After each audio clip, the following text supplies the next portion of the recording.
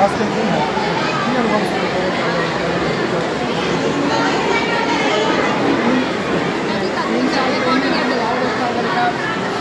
जयंत झा छल एहिमे उनको एक लैपटॉप भेटल छलै। तो हम एक मैथिल विकास प्रतिष्ठान से बहुत आभारी छी और बहुत खुशी छी जे अहाँ सब एते मतलब कोऑपरेट करै छियै। एहि दुआरे हम बहुत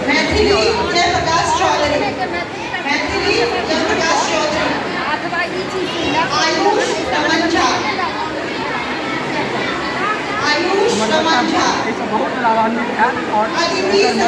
मनोबल से बढ़ते बहुत मनोबल अपने के बच्चा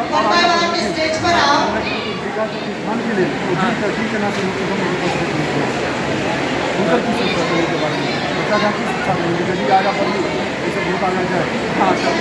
हम यह हुनका से देबै जे अहाँ मने मैथिल विकास प्रतिष्ठान